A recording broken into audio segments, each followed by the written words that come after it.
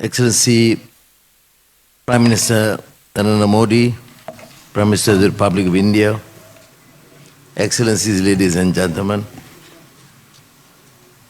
we have said yesterday and also in our bilateral sessions this morning that we consider this meeting and these exchanges very vital, very strategic and critical to advance and enhance relations between India and Malaysia.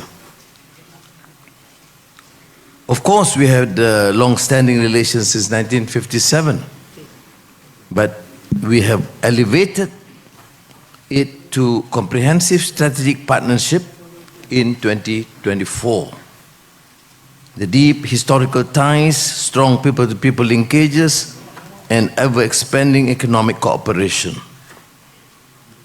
We'll continue to deepen collaboration in all fields: trade and investment, semiconductor, digital economy, trade in local currency, connectivity, energy, agriculture, food security, defense, education security, TVET, including through Walua Center at the University of Malaya, healthcare, tourism, culture, and people to people.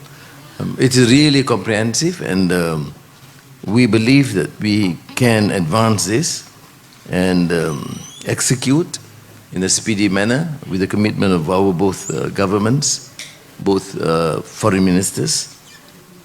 And we have seen also the exchanges of 11 documents, including MOUs, in an exchange of letters, which extended beyond normal bilateral arrangements, because we have covered even peacekeeping cooperation on semiconductor, healthcare, and security cooperation.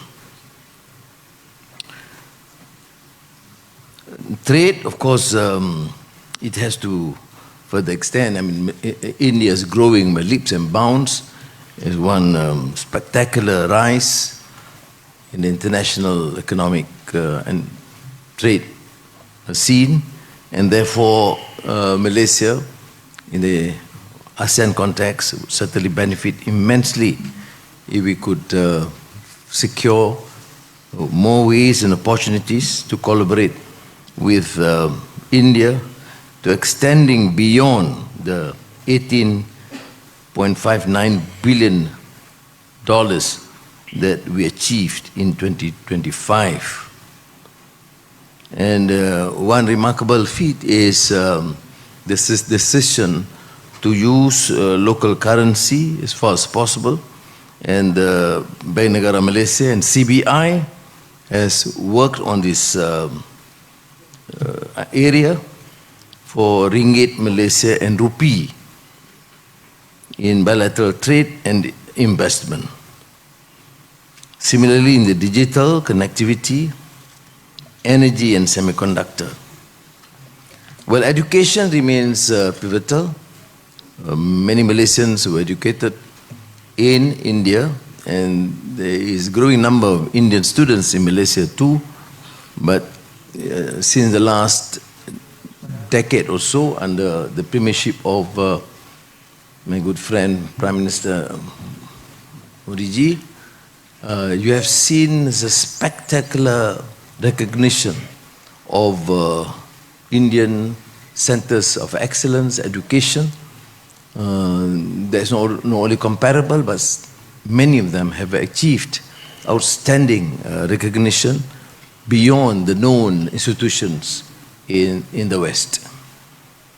And therefore, we would certainly explore this to increase the number of students in selected disciplines and fields to study in India. Tourism and connectivity is, of course, an area that we will have to give more emphasis. We have seen this spectacular increase during the past year, and we hope to benefit from Malaysia through Asia and incredible India through visa liberalization and increase air connectivity and to see this spectacle. And I've been in India, I don't know, umpteen times and covered hundreds of places, and I still think that I have not covered India. It's too huge, Prime Minister.